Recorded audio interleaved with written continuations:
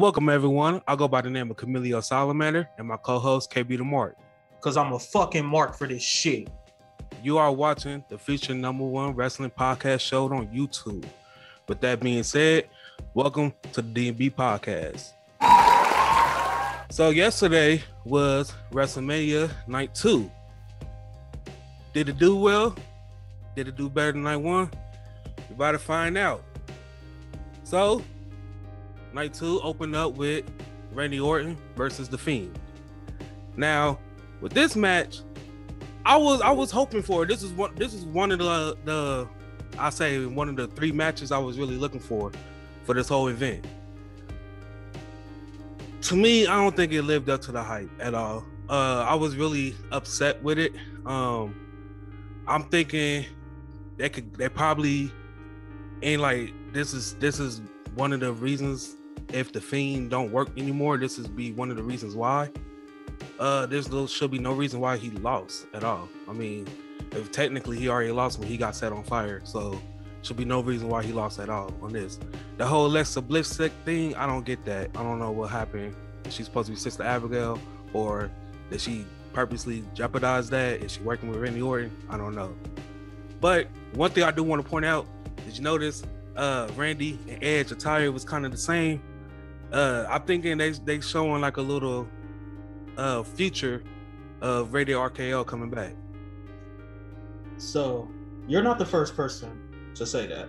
I heard that somewhere else as well. This show felt like a Monday Night Raw to me, man.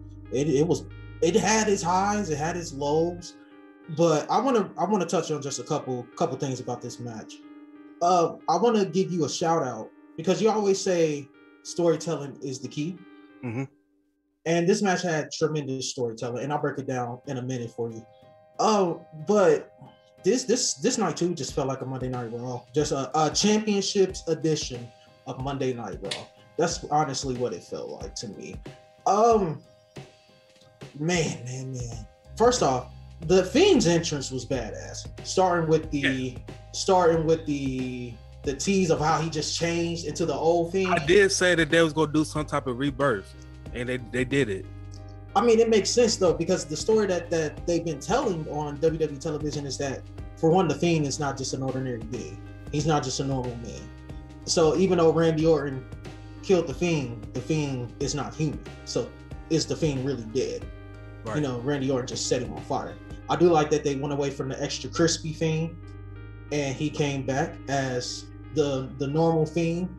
But Jesus Christ, bro, you gotta real quick. Go ahead. I do think they missed the opportunity to kind of change up like the way the Fiend mask or a way. They could have changed it up a certain way. Like they could have had him with the mask how he have it, but had some parts of it burnt still. So it's like a thing that he would never forget. Some type of way, instead of going back to how he looked when he first came. That's just me. No, I get it, and I understand where you're coming from with that. But Jesus Christ, bro, Alexa Bliss's acting is phenomenal. The storytelling in this match was phenomenal. His entrance was badass, and just with the I forgot what they called it, but with her just winding up the box, and then boom, it popped. But there's no Fiend yet, and he just slowly rises, and you can see that even the crowd was into it. Yeah, like these are the same fans that us as fans, we were shitting on the fact that, for one, he got burned alive. 2, he came back as extra crispy. You know, and it didn't make any sense. But man, there were multiple times throughout this match where the storytelling was awesome. Of course, you got the normal Fiend antics, you know, the no selling and everything else. Randy looked phenomenal in the match as well. Here's why you may be confused. So the Fiend's only weakness is not Alexa Bliss, but Sister Abigail. And Alexa Bliss is supposed to be the reincarnation of Sister Abigail. So when she comes back from the box and she's got the crown on her head, because remember, Randy Orton, Sister Abigail was already dead, but the spirit lived on the Wyatt compound. Remember when Randy Orton, burned down? Yeah, he set on fire. Yeah. That's where her spirit lied.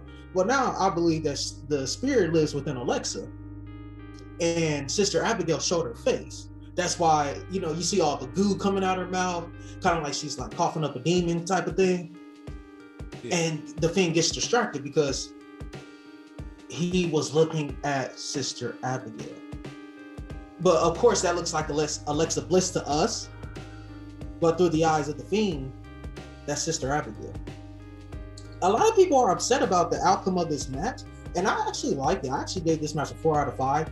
And even the ending. Because, let me ask you a question. If the Fiend beats Randy Orton, what does he do next? There's nowhere for him to go. But now that he's defeated, what did he do?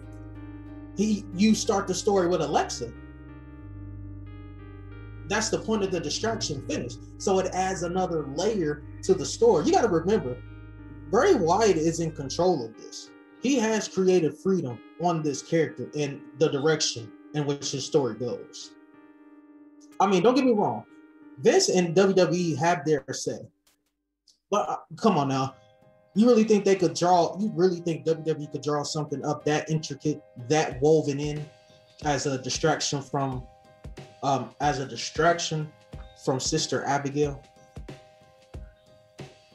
You might be on to something, KB. Listen, I love this match. And I understand why people are upset, because it looks like, oh, Randy Orton just got his wind over the Fiend again. It's deeper than that, you know? I didn't think about it till you broke it down. Now I'm sitting here thinking like, okay, now I want to wait and I want to see Raw. Can't wait for Raw tonight to see what's gonna happen now. Yeah, I never thought about it until now. I mean, you know, it's Bray Wyatt, and Bray Wyatt stuff is never at face value, because that's the problem. I feel a lot of times with us as fans, that we're used to taking what WWE gives us at face value. When you're dealing with the intricate mind of Bray Wyatt, it's not just face value. You have to dig deeper than what it is. And the thing, Randy Orton said, I have to go to a place I've never went to. But Randy Orton didn't really do nothing. He was so mesmerized by the Fiend that he just so happened to get the one up on him when the Fiend was looking at Sister Abigail. Like, Randy Orton comes out looking great, but let's be real, Randy Orton didn't really do anything outside of a normal Randy Orton. That's just without the heel work antics. All right. Damn. All right, so following up that, we got the Women's Tag Team Championship match. We got Shayna Baszler and Nia Jax versus Natalia and Tamina. Now, I was predicting a title change, but Nia Jax and Shayna, they kept the belt. I'm not mad at it, but looking at the match, I don't think Tamina and them was ready at all. I do agree. Tamina was not ready. Yeah, but this is one of those times to where since the WWE is still in the Thunderdome, you can do a one-day title change and put it right back on Nia and Shayna tonight. I mean, you hear the crowd chanting Tamina. They want Tamina to win. You know, she was trending on Twitter. Hashtag Tamina deserves better. And I'm going to second that, because you had a chance. This is a woman who will do anything for the company. She's a consummate professional. Now, don't get me wrong. Tamina, I don't think Tamina's a bad wrestler. A lot of people will say Tamina's a bad wrestler. I just think she's too stiff. She's too stiff. That's really what it boils down to. It's not she's bad. She's just stiff. She can't really move. You had a chance. They can work on that though. Yeah, you can work on that. And that's the thing. It's a thing like WWE. I don't think that she really a priority to them. That's why they didn't really put in the time to actually get her to work and get better. I mean, well, if they're not a priority, then why even have them win? Why not just have the Riot Squad win? You obviously put them here for a reason. And then the fact that Natty is on the team, another consummate professional who does what her job is, and you could not give them the win when the crowd is literally asking for it. Remember, I told you that I think they put the switch on the Bobby Lashley Drew McIntyre. Yeah. I think this was another situation where they just Vinnie Mac didn't want to pull a switch. Would have been the perfect time to pull a switch and just have them go over. Then they lose tonight or they lose on Friday. Like this is the first WrestleMania in front of fans. In what was it, a month and a day? Mm-hmm. So why not give them what they want? Why not? I just think, like, I understand why Nia Jax, why they kept the belt. Because if you're gonna put the belt on somebody and actually push the title, it will be them. Because if you think about it, if you look at the whole women division, they are the top 2 dominant women right now. So it makes sense to keep the belt on them. But following that, we got the KO versus Sami Zayn match. I told you this was going to be in contention for match of the night. I told you on the WrestleMania 1 podcast that I wanted to see a 10 to 15 minute classic of their greatest hits. And what did they give me? A 10 to 15 minute classic of their greatest hits. Yeah, the match was good, but I didn't like the match. It could have still happened without Logan Paul. They didn't need him there. I feel like they just wanted another big name because they got Bad Bunny. I think they just wanted another big name for their WrestleMania events for people to tune in. But this whole match and feud could have went on without Logan Paul at all. And then at the end, like, I was wondering, like, okay, was he just gonna sit there on the side the whole match? I was wondering, like, if don't nothing happen to him, it defeats the purpose. I just wasted all this money. But then he hit a stunner. He didn't even sell it right. But still, it's like, y'all still wasting this money for nothing. Because, I mean, this whole match could have went without Logan Paul at all. They didn't need it at all. So they just threw away money just for another thing that didn't have no effect on the feud at all. He had no. If you would have told the same story and just took the pause out of the story would have still been good. It didn't need it. I can see why you say that. Outside of the private jet that they sent for him, I don't really see a problem with this match. I actually thought the match was good, and I even liked the post-match angle. I think he sold that stunner very well. I mean, of course, he's not The Rock. He ain't about to do a flip. He ain't Shawn Michaels. He's not a WWE superstar. So the selling, I can see why you have problem, but I thought he sold it phenomenal. It wasn't with the antics, because that's the one thing about the Stone Cold Stunner that honestly makes me upset. Like, I wouldn't oversell a stunner from KO. Now, Stone Cold Steve Austin, I'm doing a flip out the ring like The Rock. I'm going straight through the bottom ropes after he do the stunner. I don't care if I'm in the middle of the ring. I'm doing the leapfrog backwards, and I'm back flipping out the ring. That's Stone Cold, and that's what you're supposed to do when you take a Stone Cold stunner. I don't like KO's stunner. It's slower. To me, it seems slower than Stone Cold's stunner, and that was the beauty of the Stone Cold stunner. It felt like, I'm not going to say it has the quickness of an RKO, but it's very. It can be nowhere. Yeah, it can be done out of nowhere. As in with KO, even when he does the little kick, it looks very predictable. Like, oh, you're about to do the kick. Well, why don't I just grab your leg? Yeah. Like, it just looks predictable to me. I can see I'm not a fan. I'm not a fan of the KO stunner. This match was incredible. Big moves. Just 15. It felt like I was watching them in NXT.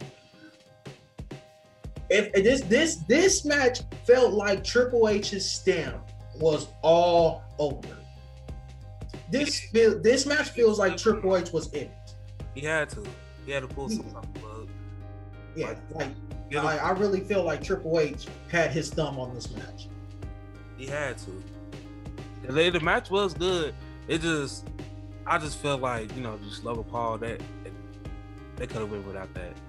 Oh, absolutely. It definitely wasn't needed, but you got to build up anticipation for WrestleMania somehow. But they felt like they needed another name. I was expecting Logan Paul to be more involved into the match.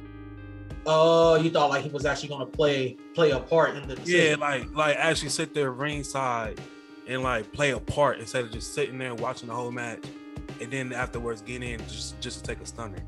Like I was actually thinking that he was going to play a part into something. I mean, a lot of people just like sit on the outside and watch it. And it ain't a problem for real. I mean, if that's what you want to do and you just want to get in there and take one move, that's fine. But we know those are the people we don't want back. We want the Bad Bunnies back. Yeah. We want the people who gonna go down to the performance center. They say, yeah, I want to do this. I want to go down here. I want to learn. So when it's time for me to, come on the big stage, I don't look stupid. Right. So, if Logan Paul isn't that guy, it was cool to have you here, Logan. Go back over there, leave my great company alone. Or I'm sorry, great, not WWE itself, but leave my great sports entertainment alone and do what you do. I don't want you nowhere near. Right. So following up that, we got Sheamus versus Matt Riddle. And this match was good. I'm glad it went longer than 18 seconds. It was a lot of people kind of predicting that too, thinking that it was going to be another Daniel Bryan moment. So I'm glad it went longer than that. But the match was good. It could have went either way. I think the moment where Sheamus realized that he was in trouble is where Riddle hit that over the belly suplex off the top rope. That's when he realized, like, okay, I'm in some trouble. And then he had to improvise and everything. So the match was when it could have, at that moment, it could have been anybody match. But one thing that's sweet, and this is so far runner up for match of the night just because of the ending. That shit was so perfect timing where Sheamus caught Matt in the air with the bro kick right in the bottom of the chin. That was perfect. So like I wanted Matt to go over, but just because of what happened, I see why he lost, and I'm not mad at it. So if I hadn't seen this match on Monday Night Raw 2 to 3 weeks ago, I would have the same thought process as you. But because I had just seen it, it really didn't hit the same way that I thought it was going to hit being on the second night of WrestleMania. That's not to take away any from these two performers. They went and put on a hell of a match. Yeah, this match topped the first match. Yeah, like these two put on a hard-hitting affair, and the first match was hard-hitting, and I just thought it couldn't get any more hard-hitting than that. And then they come and do this at WrestleMania, and I'm just taken back. Like, I know you two are this good. I know this, but I just seen it like 2 weeks ago, and I can't really give y'all the full support. But shout out to the performers. They really worked their asses off, and I do like that ending. That ending is what sold me on the match being like a 4 out of 5 instead of like a 3 out of 5. Because that ending was good. That ending was phenomenal. And it's just the little details that they tell you how Matt Riddle's offense is really, to paraphrase Jim Ross, no man's land. It's a no man's land offense. A lot of springboards, a lot of moonsaults, just a lot of dives. And ultimately that's what did him in.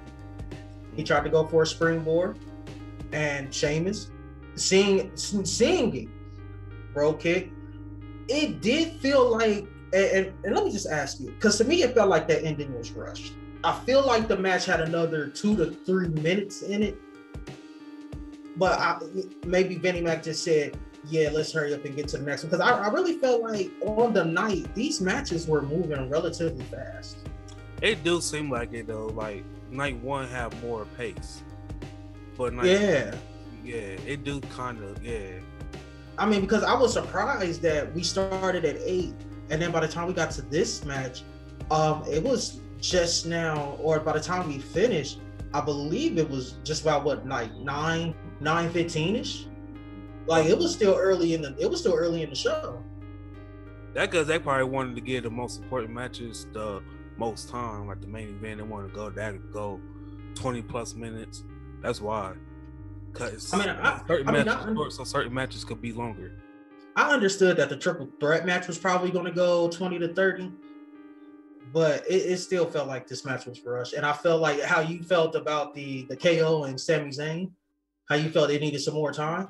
Mm-hmm. I felt like this match needed 2 to 3 more minutes.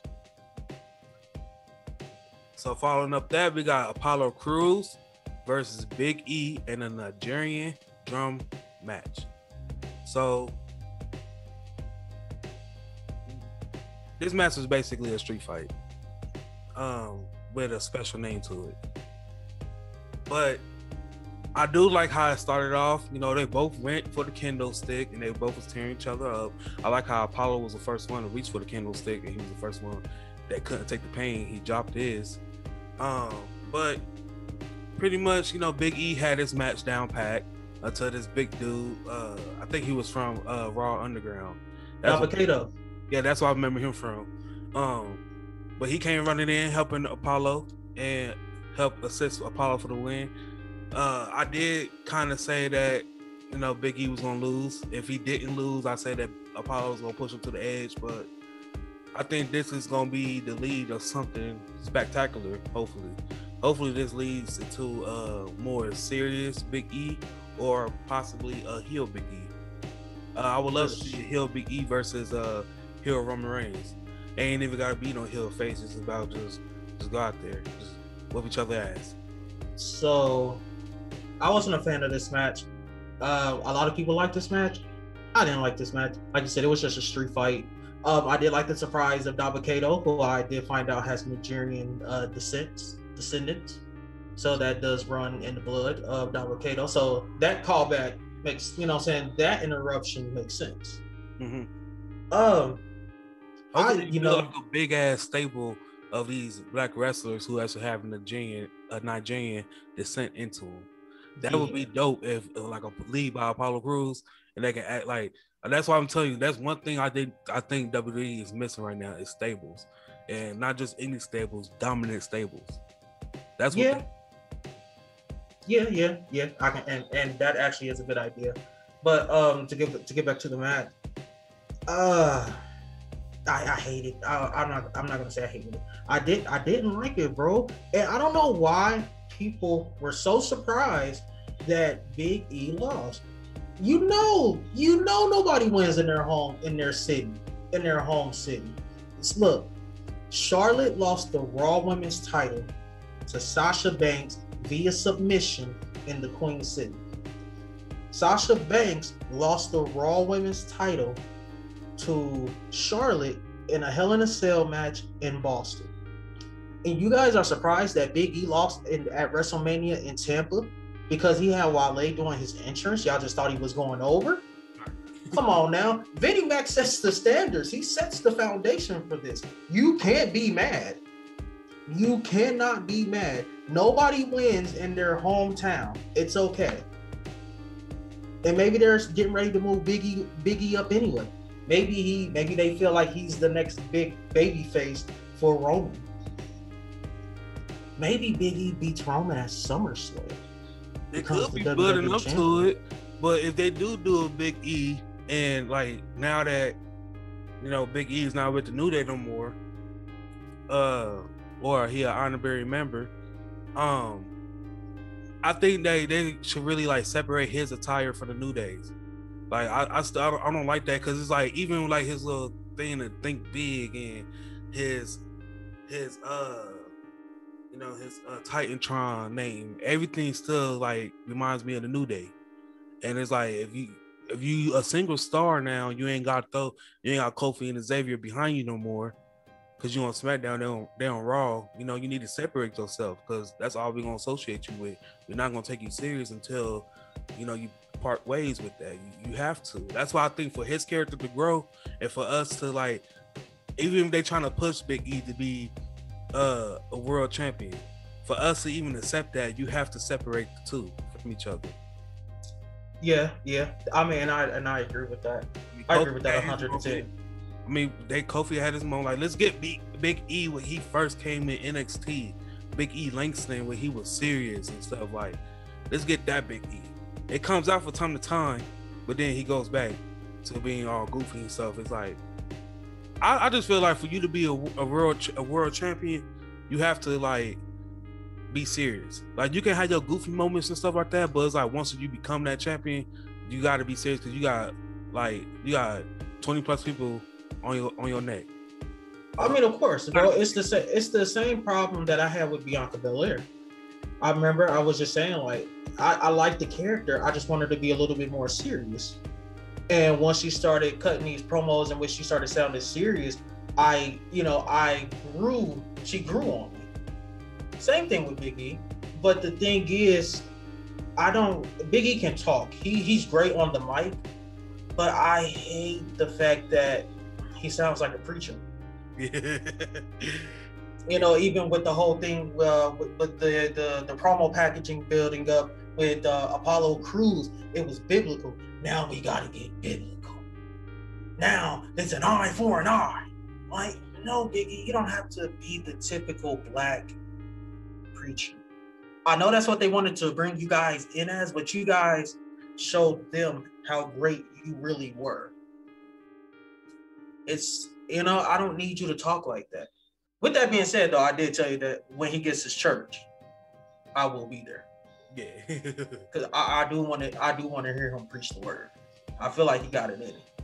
But on WWE television, that's not what I want to hear.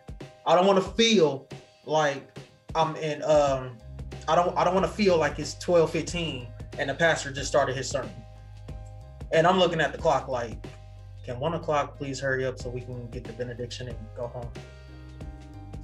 I don't want to feel like that when I watch a TV. Following that match, we got the Raw's Women's Championship match with Rhea Ripley versus Asuka. Now, this match didn't really have any build up to it, but I'm starting I get that Rhea Ripley should have the next big baddest thing out of the NXT, and she'd be the next one, the one up. It's obvious that she'll whoop anybody on the Raw roster, so that's why she skipped everybody. But the match, I mean, it was good, but I wasn't really into it because it wasn't no build up to it. She ended Asuka 230-day reign. I feel like it wasn't even that long because she wasn't even on TV like that. But that's just really it. I mean, hopefully now that we got 2 new women's champions, hopefully this is a restart for the women's division, and they will actually start booking these women correctly and using them in the right way. Yeah, I think that's what it's going to be, an ultimate reset. I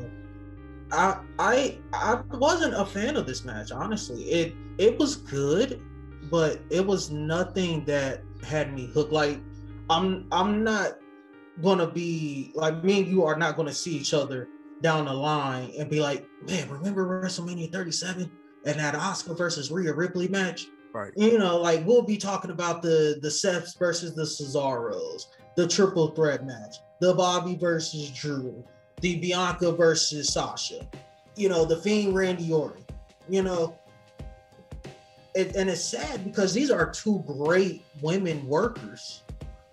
And I felt like it was rushed. The next thing I know, she's hit, like, Asuka's looking like she's about to close her out. Next thing I know, she hits the riptide for the 1, 2, 3. Like, there was no even build up to the finish. The finish just happened out of nowhere. Like you said, it felt like everything was rushed. Yeah, it really felt like the match was rushed, and it had about another 3. I feel like this one had like an additional 3 to 5 minutes left on. Like I said, the matches on night 2 just felt rushed, and it felt like they really didn't know who was going to win, so they were just calling it out on the fly. Yeah, like Vinnie Mac was maybe they had it planned out already, but Vinnie Mac was like, I don't know if I want that. And then while the match is closed, he's like, yeah, we're going to go with what was originally planned. Skip to the end. And maybe he was watching on the monitors and just was not impressed. Yeah. But why was every match like that? Why did every match feel like that? Outside of the first two, every other match felt rushed. Yeah, I think it was because they wanted to hurry up and get to the main event.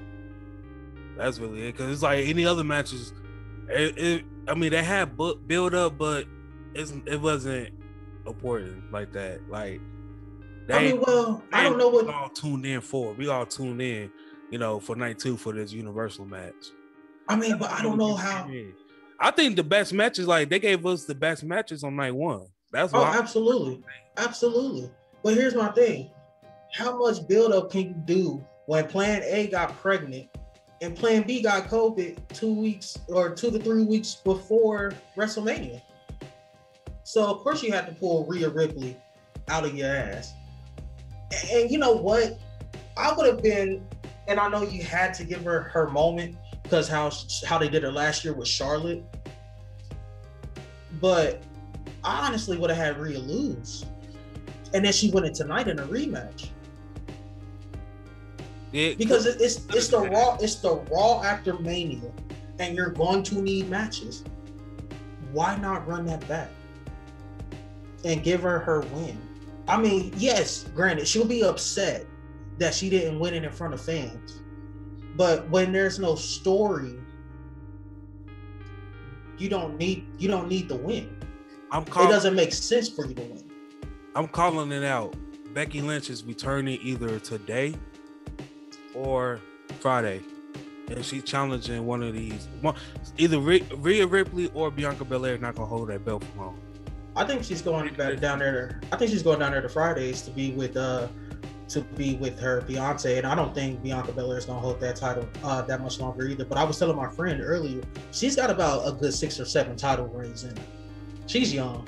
Yeah, she's still young. She's literally the foundation of that women's division on SmackDown. Yeah. I could see, like, if she end up losing the belt, it's gonna be because the draft is coming up, and they're gonna be moving her to Raw anyway. Yeah, I could see, like, that's gonna be the only reason why she dropped the belt. She's gonna move to Raw, then she's gonna dominate that division and then become the champion over there. Yeah, I mean, you can't not let Bianca Belair hold singles gold. Like, she's too good. She's too good in the ring, and her mic skills have come a long way. Right. She feels like a main eventer of the women's division. And if you go a year without her having a title run, something's wrong with you. Right. Unless she's injured, there should be no reason why once a year or once every year and a half, she should have a title run. She's that good. At the end of her career, she should at least be a 10-time women's champion. Yeah, oh, absolutely. 10 or 12. She's too good, man. That's minimal. She's too good. Yeah, that is minimal. That's very minimal. So, to top off night 2, we got the main event. I'm going to let you know. Go ahead. Go ahead and finish, but I just want to let you know. We got the Universal Championship match. Roman Reigns versus Daniel Bryan versus Edge. Now, we all know who I was going for. I was going for Edge, Yeah. But like I said with the Sheamus match, I'm not mad at this ending. I understand why. For one, we all know Roman Reigns is Vince's guy. We all know that. And a second thing is, if you want to really like insert dominance to a show, into a title, why not? It only make the title look good because it builds it up. It builds the prestige of the title up. And at the same time, the person who actually defeat Roman is going to make that person even more better. So it makes sense at the end of the day. But one thing I do want to point out, when they had out that double submission in, Daniel and Edge had it in, if you peep on the corner of the screen, Roman tapped. Oh, here you go. He tapped. I seen it. He tapped. Here you go. He was like, "Here you go." You're the same person who thinks that the Tribal Chief tapped out at Fastlane. He did. He did not. He did. The ref didn't call it because he didn't know the ref. Listen, bro. Listen. We were. Can I get 5 minutes? Can I get 5 minutes of your time? Let me get 5 minutes of your time. You know what? See, this is what I'm talking about. Because I can't talk to you when I feel like this. And that's the thing, you know, that's the problem. Listen here.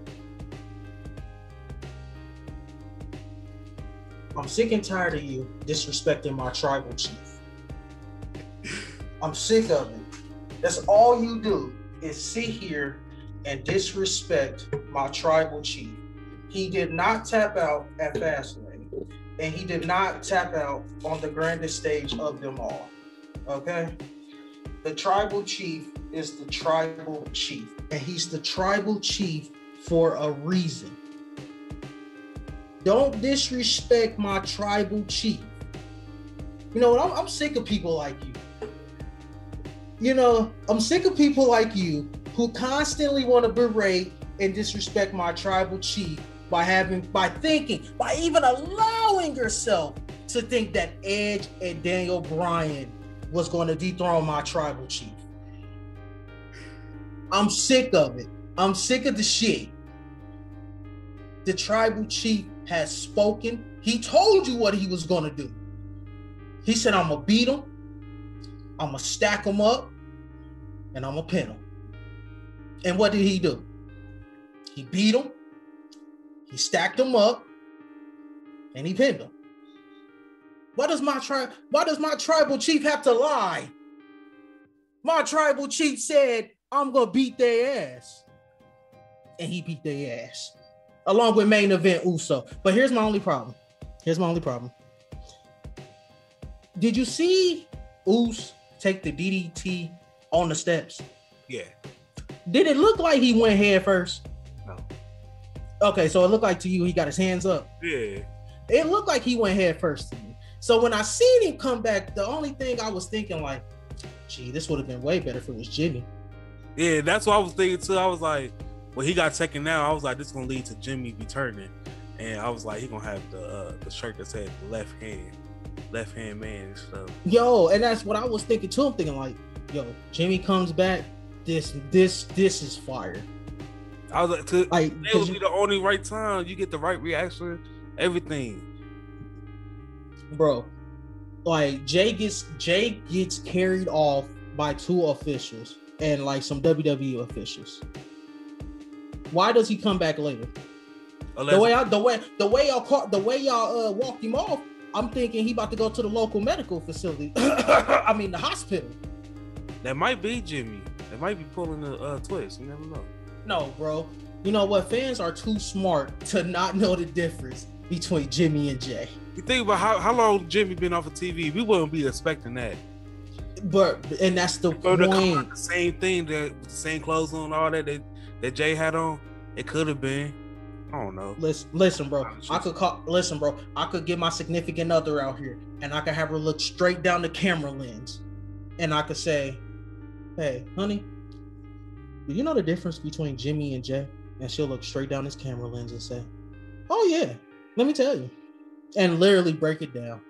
Come on now, bro. As the dudes, we might not be that smart, but it's women in that crowd, and I'm pretty sure they know the difference.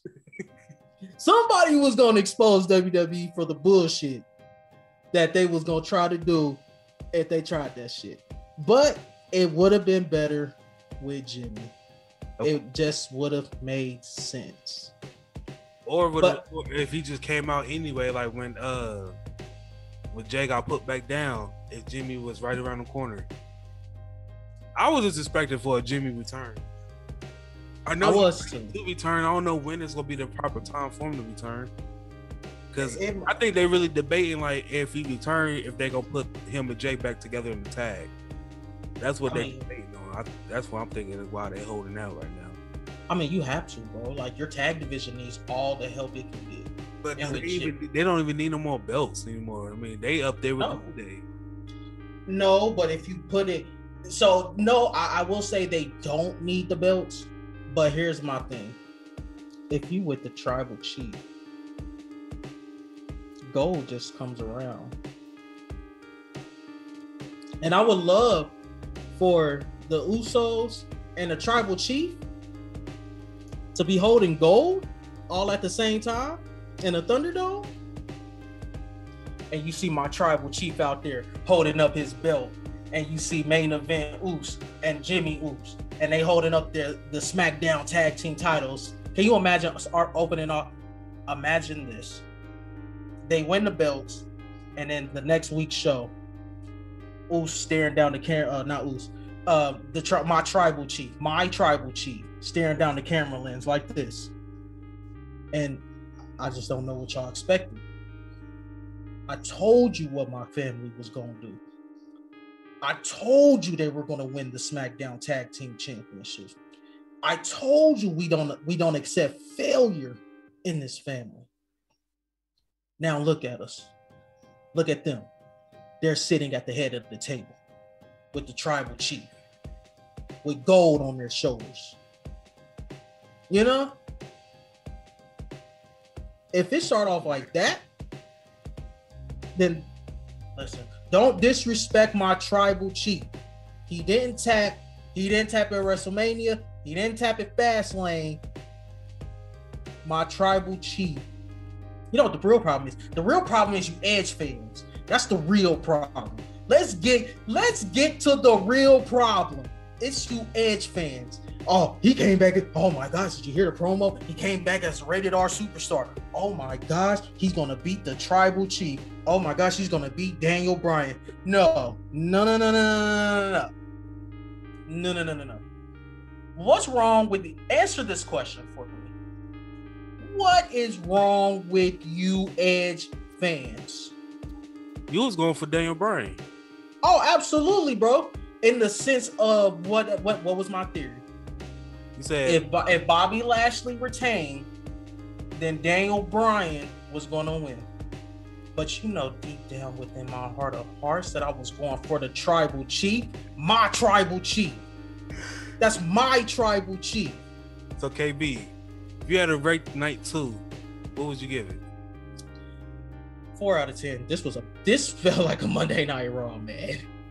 Like, give me reverse the nights. I would have appreciated night 1 so much more if it was night 2. Because you know what's crazy? So overall, I gave the WrestleMania pay-per-view itself 6.5 to 7 out of 10, even with the bad night 2. But can you imagine if night 2 was night 1 and night 1 was night 2? That would have made kind of like the pay-per-view a whole like 10 out of 10. Yeah, it would have. The whole thing would have been a 10 out of 10. Yeah. The whole show would have been a 10 out of 10 if night 2 was night 1 and night 1 was night 2. I would have said the whole thing was a 10. One thing I do want to say that kind of like dragged me out when the show started, when night 2 started, they gave us the same intro for night 1. It was like I couldn't switch it up. Like I couldn't give us another intro. Like we seen this yesterday. Like they did it last year. That was weak though. It was like it is weak. That's trash. It's like, what's the point of you breaking up into 2 nights and y'all just gonna say forget it, give us the same intro? You would think you would switch it up. My bigger problem is with Hulk Hogan. You gotta hear how hard they're booing you. Why would you even come back night 2? See, this is where being a professional has to come into play. Because if I'm Hulk Hogan and I hear how they boo me on night 1, I'm going straight to Vinny Mac. Yo, Vinny, it's obvious they don't want me here. So I'm gonna leave it up to Titus. Titus got this. It literally felt like a tag team where one guy is hated, but the other guy is loved. Yeah. And you know what? Sheamus and Cesaro, the bar, before they really started bonding. The crowd loved Cesaro. The crowd hated Sheamus. You know, and it was yay, boo, yay, boo. And, you know, like, that's how you want to start off WrestleMania. And then for Hulk Hogan to call Titus O'Neil, what you want to do, brother? Like, no, bro. Don't call that black man a brother. Like, don't call us that now. Right, bro. Like, bro, don't call us brothers. we ain't brothers. You We ain't cool. They didn't even want to be out there with him, especially on night 1. Night 2, you could tell he was like, all right, last night I gotta do it. But night 1, when they first did, you could tell he didn't even want to be there. Like, why? Like, no. Like, I could kind of see, like, after night 1, even what he he had lines though, but what he did, what he was saying, and the crowd was cheering and stuff, I could kind of see like a little push behind Titus coming soon. Not a wrestling push, but like a push maybe on the manager side. I could see Titus being a great manager. I don't really see him as a wrestler right now, but a manager for sure. Well, here's my thing, bro. They could have did Titus worldwide. They could have did. Bro, there's a bigger problem here outside of that. You see how they hurry up and got Titus O'Neil in the Hall of Fame because they knew damn well they wasn't putting him in the Wrestlers Hall of Fame. Mm-hmm. So they're like, well, we know Titus O'Neil will never make the Wrestlers Hall of Fame. Well, let's just go ahead and put him in there for his, for what he does outside of the company, which is fine. And I like that. But don't try to play us like we stupid, bro. Like, we know why you put him in the Hall of Fame this early. Because y'all know he's not going to make it as a wrestler. So you still want to justify you guys' agenda. Like, bro, if the company thought he was a shit wrestler, just come out and say it. Don't put him. And like I said, I understand why they put him in the Hall of Fame for what he did outside of the company. But bro, I remember when Kofi Mania just started, and this is what I love about Vinnie Mac and promos. He told Kofi Kingston straight up, "You'll never make the Hall of Fame by yourself. You'll get in as the New Day. You'll get in as a part of the New Day, but you'll never get in on Kofi Kingston's merit." And I respect that. I think he earned his way now, especially after he became WWE champion. He was a United States champion. He's a Grand Slam champion now, so it's only a few of those, so you gotta let him in now. He's a Grand Slam champion off the push of what the fans wanted, not WWE seeing something in him and then saying. But it could have been, he had this moment back in 2009, but that stuff with him and Randy Orton happened. So if that never happened, he could have been WWE champion sooner than what we got it for real. I have no doubts that he suffered due to backstage politics, but come on now, even Triple H got him. Didn't you used to have a Jamaican accent? Yeah. Before you rate your show, did you Butler? Huh? Lynch used to be a butler. He used to be a butler. Yeah, that Hunter Hearst Hensley guy. Before he became Triple H, before he came out. So I mean, everybody has bad gimmicks. But come on, vampire. Edge and Christian, it was vampires when they came in. Batista, he was a deacon. What? He used to peek in little kids' windows or so, peeping people windows as a deacon. Not as a deacon, but he was with Deacon with Devon. With Devon. Yeah. with Reverend Devon. And then a bad gimmick. Yeah, John Cena, he was just a generic wrestler. The creative wrestler, that's all he was when he came out. Not the creative. Is it because of the shorts? It was everything. His whole I'm John Cena. It was everything. Like until he actually found his personality, he came with the Doctor of Thugonomics. Before that, he was just a generic wrestler. That would be like some stuff like like you looking for a jobber. That's what he was dressed like when he first came out. Like everybody kind of had some messed up gimmicks in the beginning though. Yeah, I mean facts. Everybody had messed up gimmicks, but I respect it. But I respect what Vinnie Mac said. He was being honest. JBL and I still don't. And I. That was all he was. I mean, but you see what I'm saying though. Like Vinnie Mac was honest. Like outside of that, if the fans never got behind Kofi, does Kofi get in the Hall of Fame on Kofi Kingston merits? Before Kofi Mania? Before Kofi Mania. If Kofi Mania never happened, does he get in or does he get into the Hall of Fame alone? Me personally, if he get in, one, he'll be in with the New Day. The other one, I would think you have an argument with it. because he was United States champion multiple time, United States champion multiple time, and a Continental. I mean, you can't talk about wrestling from 2009 to present without talking about Kofi. I mean, I get it, bro. I get it, but does he? I think there's an argument, though. You have an argument, yes, but honestly speaking, does he get in on his own merit? Looking at without a WWE championship. Yeah, looking at how like the people who they do induct and everything. I don't think so. I don't think so either. But I do think if he do get in, he won't be a head. Like if he get in by himself, he won't be a headliner. He'll one of the first people they induct. But now after Kofi Mania, when he became WWE champion, yes, he earned his way in there. Oh yeah, facts. I mean, after Kofi Mania, he's no doubt. I still don't think he's a headliner though. He's not a headliner. Yeah.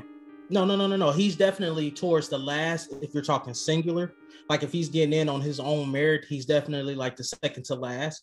But with the New Day, that's a headliner. Yeah. Like when you induct the New Day, that'll be the first person you announce for. He's going out. He's going out as a 2-time Hall of Famer. I think Big E, depending on how Big E's career ends, I think everybody will be a 2-time Hall of Famer except for Xavier Woods. Like we had this talk a couple weeks ago. I really think is if you break up the New Day, is really how you book Xavier. Like he could be a good mid-card act and held the Intercontinental and United States multiple times and earn his way in like that way. He ain't even got to touch the main event scene at all. Like he could be a 6-time United States champion and a 5 or a 7-time Intercontinental and boom. Like he can do some damage on the mid card. It's about storylines and booking for one. That's it. Well, I don't think he gets in on his own merit. Like I said, I think Xavier Woods will get in as a member of the New Day. Big E, depending on how his career pans out, him and Kofi might be 2-time Hall of Famers. But I wanted to get your reaction on the Bella Twins and Bayley segment. Bulls. It like that's like the Logan Paul. We didn't need that. We didn't need that. We didn't need the Bella Twins. Yeah, we didn't need that. I was her little ding dong segment. She should have bought out. Like she could have been ahead, did what she's been doing. How she was trashing the legends or whatever. That was fine, but it should have been like a return to somebody. Yeah, well, there was a return, and it was a return, and it was the trash ass Bella Twins.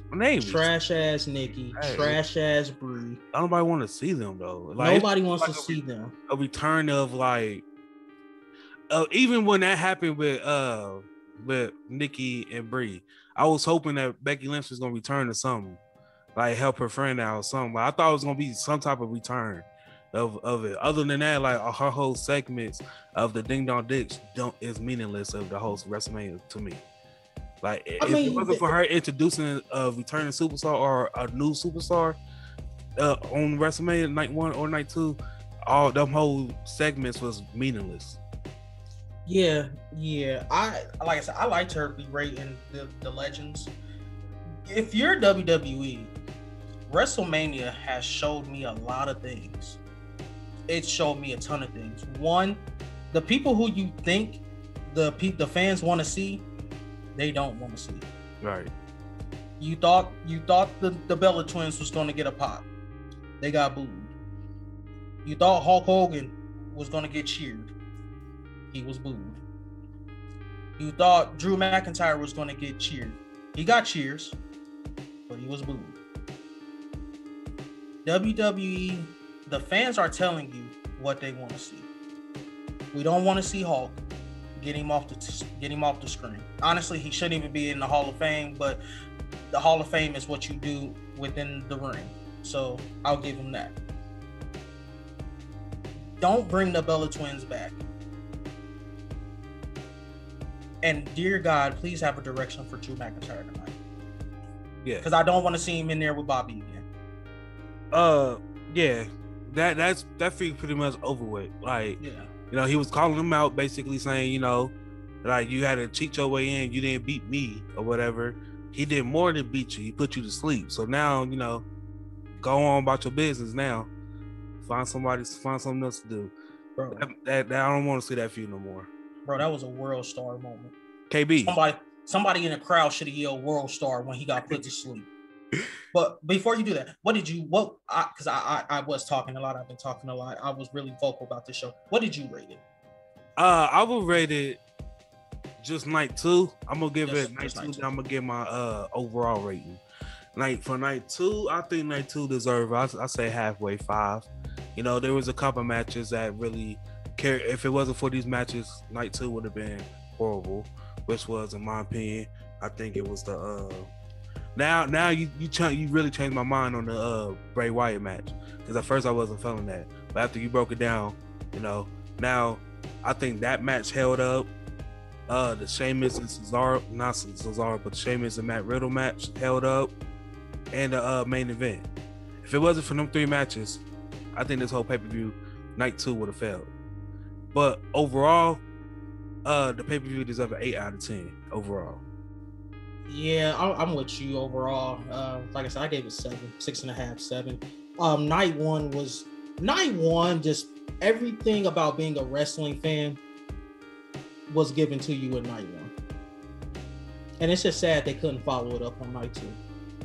Because this would have been the time where WWE knocked a WrestleMania out the park if night 2 was even just 40% better than it was. To be honest, they didn't even need a night 2. They could have gave it to us all at once, for real.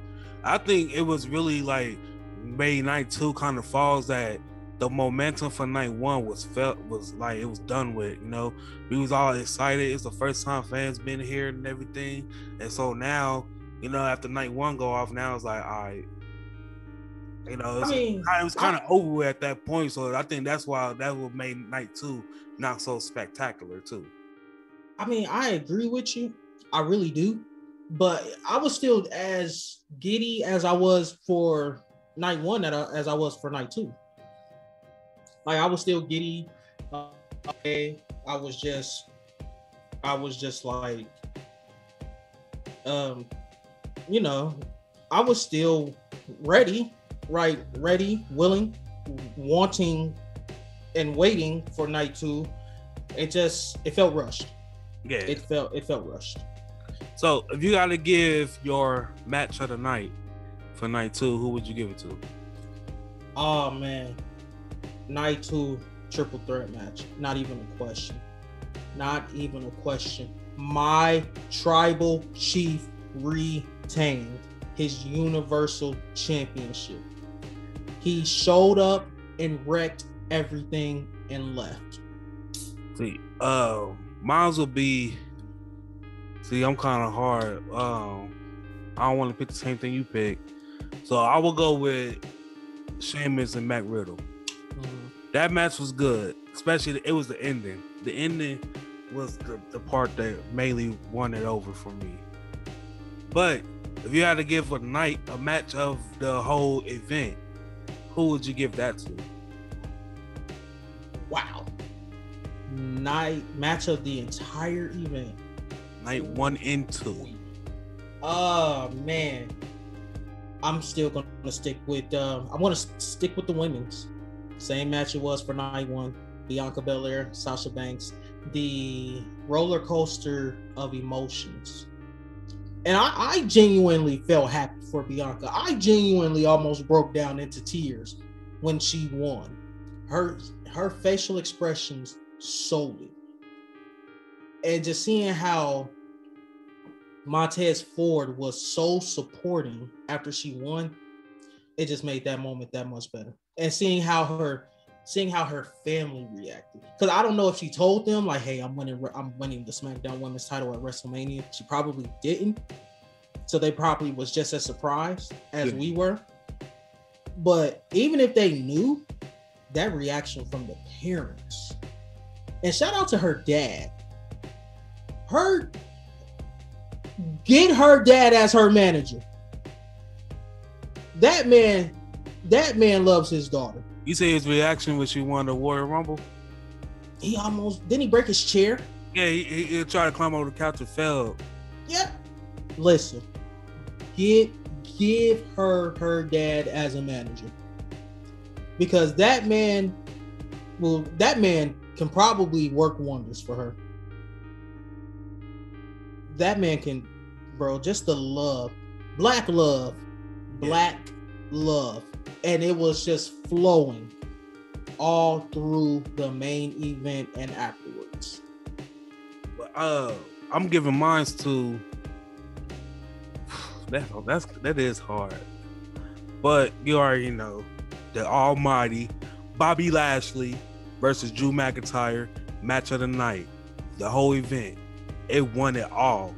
You can't deny this man. Bobby Lashley, he is unstoppable, man. Who you know can roll up and still keep a hurt lock in. He put this grown ass man to sleep. And remind you, he was talking shit before the match started too. Drew McIntyre talking all that shit, come back it up. Yeah, it don't even, man. That's just it, man. Where he gonna go from here? I don't even know what he gonna do. It don't even matter, cause the Almighty is still champion. That's it. Now we just gonna see what's gonna happen with the Hurt Business.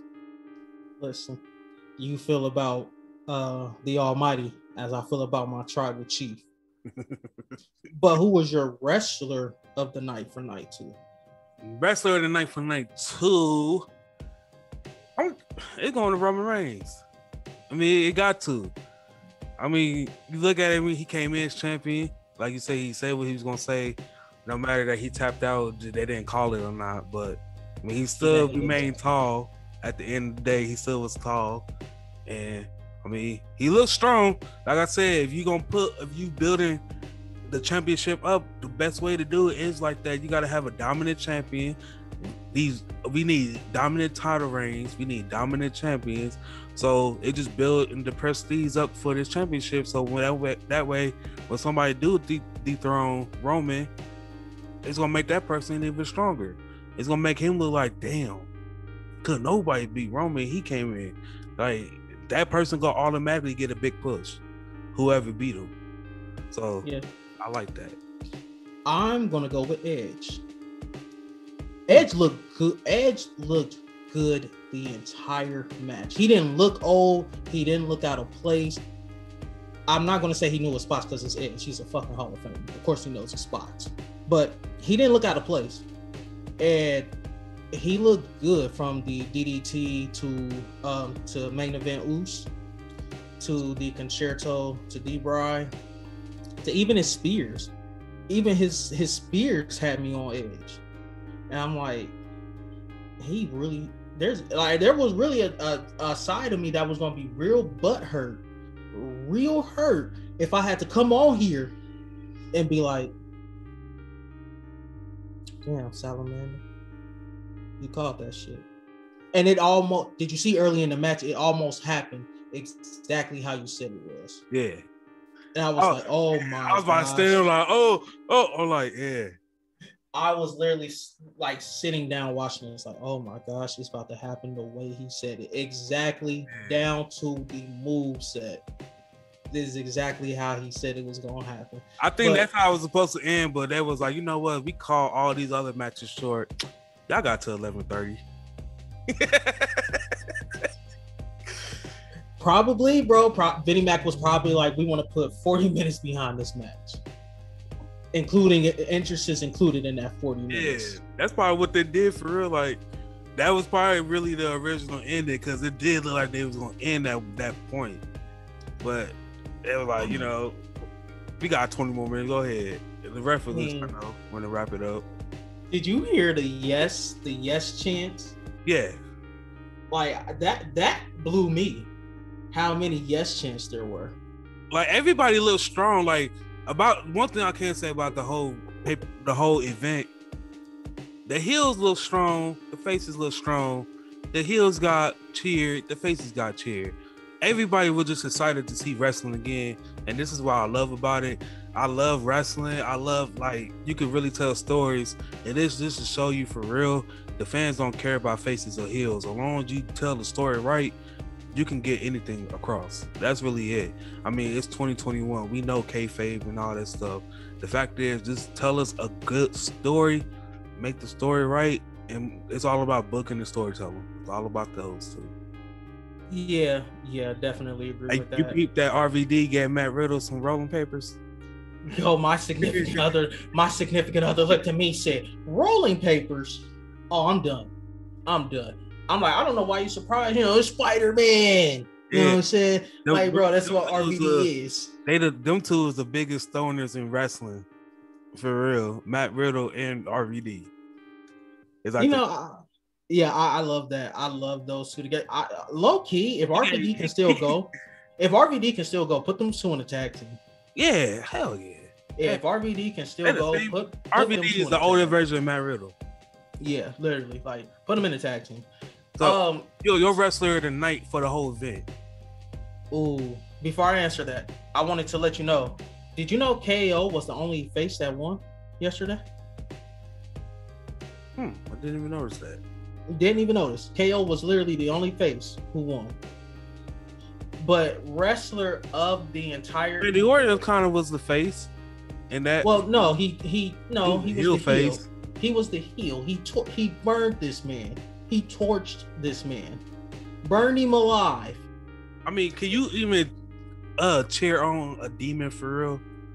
I mean, that's what the Fiend is. I mean, is that even right to cheer a demon? Is it right for somebody to set somebody ablaze?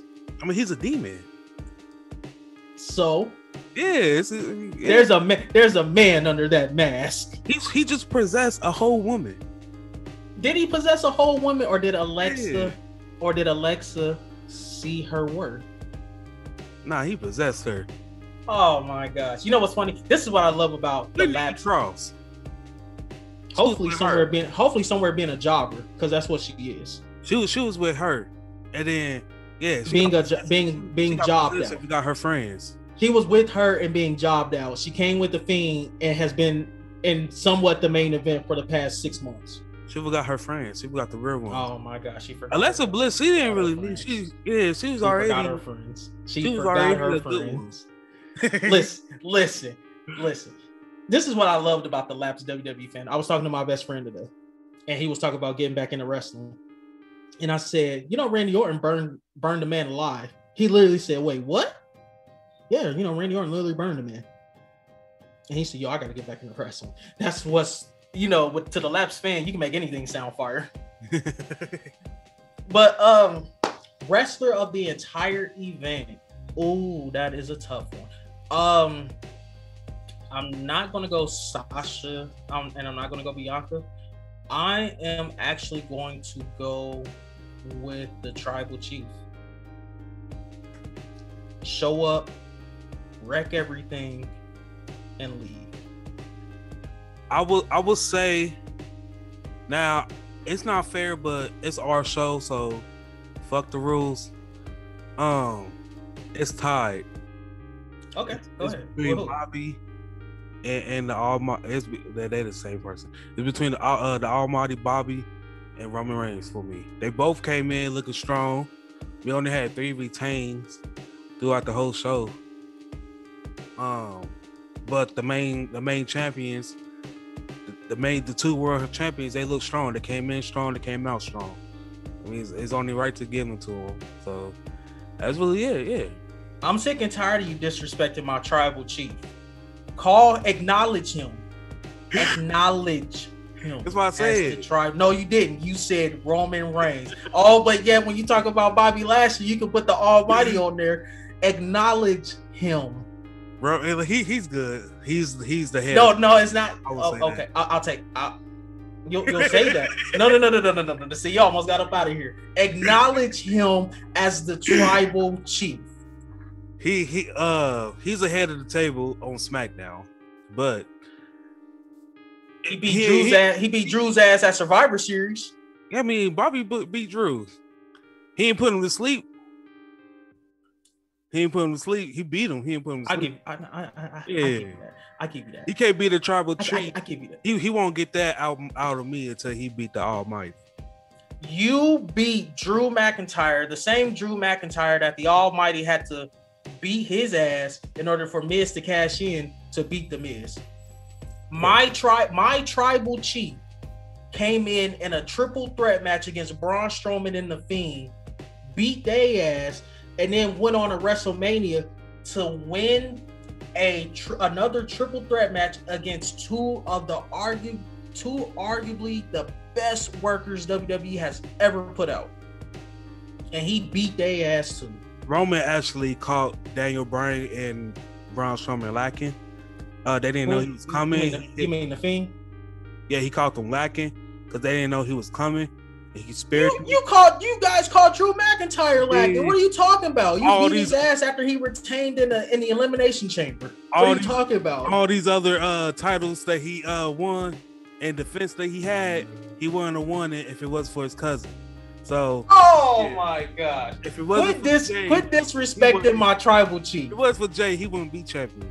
Oh my god. He tapped on two. And if it wasn't for Miz, Bobby wouldn't be champion. Nah, he would have still put him to sleep.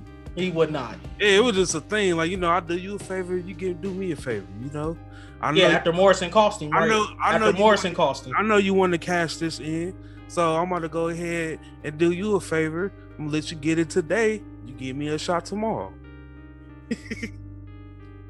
You know what? You better be lucky I love the Almighty. You gonna get enough for disrespecting my tribal chief. I mean, who would you rather have talking for you? The tribal chief Heyman or MVP? Paul Heyman. Nah. I mean, MVP glowed everybody up. He made, everybody coming clean with the suits and stuff. I mean, I get it, bro, but we talking about the same Paul Heyman who, when a newly engaged couple tried to take his moment with him and Brock, he said, well, the only reason she said yes is because she's never stood next to a beast like Brock Lesnar. Everybody, the manager of, they would just wear jogging pants and t-shirts. First off, where was your boy at on night one? I know where my tribal chief was. He was front line with the McMahons. He was ready. He's the head of the table. He was in the front row with the McMahons. Bobby Black. That's where my tribal chief. That's where. Fine. Oh, what? No, yeah. Don't do that. Don't do that. My tribal chief is black. My tribal chief was in the front row with the McMahons. Yours was in what, the third row, just happy to be there? You know why he up front? Because he's the head of the table. Because his family. I knew he was if it wasn't for his great, I knew he was gonna go there. And his great uncles and his cousins and everybody else, he won't be in the front. Quit disrespecting my tribal chief. He beat the two guys we were rooting for. He beat their ass. He stacked them up. He pinned them. While your guy had to go through one, my guy went through two. How many upsets Edge got over Undertaker? 2. How many upsets Roman got on the Undertaker? 1. Quit disrespecting my tribal chief, and I'm gonna leave it at that. The numbers and the upset that he got over Undertaker, it wasn't really an upset. It was like, they don't count. I can't help it that he's an old man with bad knees, and that's word to John Cena, because that's what John Cena said.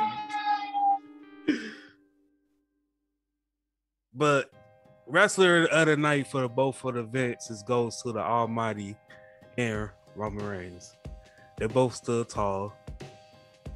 Yeah, we gonna see now, because now today starts the new season of wrestling. So we're gonna see where it goes here. Raw after Mania. Any predictions? Io Shirai comes up from NXT tonight, and it's the first challenger to Rhea Ripley. She's the first challenger to Rhea Ripley. I believe Adam Cole will be up. I was thinking that too. I don't think he'll be on Monday. I think they'll move him to Fridays because he'll work better on Friday with those guys. You think so? Monday Night Raw to me has always been the powerhouses. Monday they don't got a lot of little people there though. That's the point. Unless you're gonna book Adam Cole to be this amazing baby face, where he's always had to defy the odds and beat the bigger guy, which that story can get boring after a while, unless you're telling me he's about to beat Bobby Lashley. I'm sorry, unless he's about to beat Brock Lesnar on his way to Bobby Lashley. I'm not going to believe it. Like, in order to make that story believable, he's got to go through Drew, Brock, and then beat Bobby at like SummerSlam. And at this point, anybody could beat Drew. Hey, I'm thinking, you know, he's the badass. He's just looking for a fight. I'm thinking there's gonna be some type of NXT women who's gonna return sometime this week, either between today and Friday. Not sure who. I could see Io Shirai coming up for NXT. I could also see another NXT women coming up too. Don't know who yet, but I could just see them calling up too. Like, since this is, you know, we got 2 new women champions, so it's kind of like a refresher. So I could kind of see them calling up just women from NXT just to give the women's division a new face, like a new face to it. But I do see Adam Cole getting called up. I could see him on Raw because he was like the face of NXT. You know, Raw is basically, if like all the money shots go to Raw, like all the big name people is on Raw. They give a couple to SmackDown, but the big name people is really on Raw.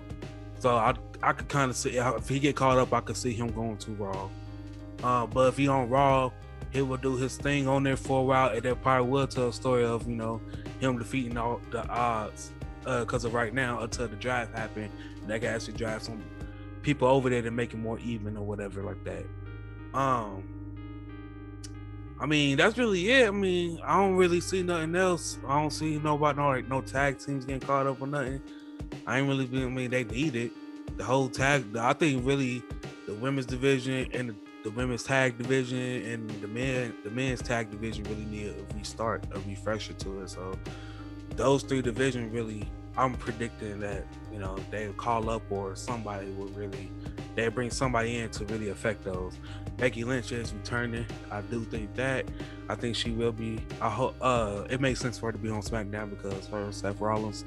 But yeah, that's why. I mean, you know what I think is something that's overlooked a lot is the tag team division. It's thin, but it's thin because of injuries. Like the Viking Raiders, only half of them is available. Jay is with Roman, but you know Jimmy's soon to come back. And even their women's division. He been ready for like 3 months. Like, damn. Yeah. You know what? He probably comes back. He probably comes back this Friday. And I think they'll probably now they're done with the stories and shit for real. I mean, the main event, you could still tell the triple threat storyline that you've been telling, but in that storyline, it mainly need to be focused on Daniel Bryan and Edge. Like, you can still do the triple threat storyline wise, but that storyline need to really focus on them two. Let the storyline still go on with the 3 and build up to Backlash and let Edge and Daniel Bryan face each other for an ultimate, you know, a fair 1-on-1 chance to face Roman Reigns at the next pay-per-view. And then whoever wins out of that one, boom, go ahead and face Roman at the next pay-per-view. And then, you know, have Roman win, and then that's when you finally end the feud for that. And then have Roman go ahead and face off someone else. But it is a perfect time for Jimmy to come because, I mean, his fuse is pretty much over with. So a refresher, you can tell a new story with Jimmy coming in, how that's gonna affect with Roman saying he the head of the table, because all that stuff he missed. So is he gonna come in, fall in line, or it's gonna be another issue with like he had with Jay? You know what's crazy? If you really want to get out of the Daniel Bryan and Edge storyline that's about to happen, then you rerun what you did with Jay with Jimmy. Jimmy comes back, he cuts his promo, you know, all of them in the ring. He cuts his promo mainly to Jay. Like, who are you? You know, you aligned yourself with him. Like, come on, Oos. We can gang up on him and beat his ass. And then, you know what I'm saying, Roman steps in and he's like, you're either going to fall in line like your brother or you're going to be excommunicated from the family. And you pretty much do what you did with Jay, just without the Hell in a Cell match and everything else. You basically redo that, and then Jimmy falls in line. I can see that. But if they do it, I would want for that to not be as long as the J was. No, and that's the thing, because you All need of to it can get happen to within a month. I would say 2 months, because you need to get to Roman and Cesaro or Roman and Big E by at least SummerSlam. I can see I don't want to see Roman and Cesaro because I know the outcome of that match. It's gonna be Roman coming at the top. But you know the outcome just about with most of the storylines involving Roman, unless they really found that top baby face who they feel as though they can push to the moon. Like a face Seth Rollins coming back from injury would have been that guy to dethrone Roman. It could brought him back as a heel though. Like, I could see like if he ever faced Cesaro, I really think that would be really a basically, so you could say the year 2021, Roman had 8 title defenses, and they was against Cesaro, Blake, such. Like, I think it was one of those. Like, it's a feud that's gonna happen for this build up to the pay per view. You're gonna lose, then he gonna go on to the next feud. Like, I see it's one of those. But even if he do lose, like, he's still gonna be one of them people that still get booked, like kind of like that. But he gonna be a champion after Roman, because he's not gonna be one of the ones that gonna beat Roman. But the person who might beat Roman, I could see Cesaro beating that person or something. But I don't see nobody beating Roman unless you are a Bobby Lashley or Seth Rollins or like one of the main event guys. I don't see nobody really like, because Roman is so dominant right now. So I don't see nobody really coming in like defeating him at all. For like that, at the most part, I really don't. I agree. I honestly wouldn't mind a year-long title run. You know, he loses it at next year's WrestleMania in Dallas. You build up good heat for him, and if Jimmy's coming back, you get all type of different scenarios. I can honestly see him holding it to a WrestleMania. My question is, if you're bringing Adam Cole to SmackDown and he's coming as a face, that's the guy to beat Roman in Dallas next year. That's the guy. I can see that. If you're not go do a storyline where he beat Roman, and then you involve where Jimmy and Jay getting involved into the match and stuff, then I can see that what we talked about before, him, we see an episode on Tuesday night, we see an episode of Adam Cole going back down to NXT, and they fucking around, bring it back up, the Undisputed Era. Then we on SmackDown, we see them, and then it's a whole feud between Roman stable and Adam Cole stable and stuff. So I could see that if they're gonna go that route. That feud, the Adam Cole and Roman Reigns feud, could literally run you from, I'll say, TLC to WrestleMania, because you wouldn't want to start it at Survivor Series. You want to let Roman get through his WWE versus Universal Championship bullshit, right. And then after that, TLC, you can literally run that rivalry from TLC to WrestleMania, and he doesn't even have to win the Royal Rumble. You will have somebody from Raw winning, and it would literally come down. He would be the last one. He could be a runner-up and still get that title. Still get that title match. Yeah. Or if he wanted him to win the Rumble, he can win the Rumble too. But I have a thing with rookies winning or first-year call-ups winning the Royal Rumble, unless you book them in NXT to be like that hot shot. Right. They get hot. Really depends on who it is. Yeah, and I don't want to see that for Adam Cole. I do want to say this because I just remembered the next person that could face either Roman or Bobby could be Finn Balor. He did lose his championship too. That could be another one, another reset. When he first got called up, he started off strong, had an injury, came back, started off strong, and then WWE started doing that BS booking, and then that's when he went back to NXT, rebuilt his character, came down. If he come back, start off strong again, I could see this. I could see it. Especially the releases and stuff like that. So it's really room for him to really make an impact on the main roster, especially with WWE releasing all the people that they did last spring. Yeah, that's true, but I don't want him anywhere near Seth Rollins. Seth Rollins has proven that he can't give a buckle bomb to somebody that's under 200 pounds. Yeah, nah, he can't do it. So I don't want him anywhere near Seth. If you put Adam Cole on SmackDown, Finn go on Raw. Absolutely. Yeah. Absolutely. And that's the thing. Like, I can believe Finn Balor with the powerhouses. Because I remember when he beat Roman to get the match, you know, against Seth Rollins for the Universal title. That match was good. That was a good match. I don't want him in, like I said, I don't want him anywhere near Seth Rollins. I don't want Seth Rollins anywhere near Finn Balor. I don't like if they are if they are Intercontinental and United States champions. I don't want that match at Survivor Series. Please let one of them drop the title, because we don't need another buckle bomb to the barricade incident and put this man Finn Balor on the shelf for like, you know, another 6 year. months again. Yeah, like another year. Like, I don't want to see that. Man. All right, so everybody who's watching this, y'all comment below y'all Raw or SmackDown predictions. Who y'all think will return, get called up, anything like that. But that's a wrap, guys. Thank you for tuning in to another episode of D&B Podcast. Don't forget to like, comment, and subscribe. And until then, we'll see you on the next one.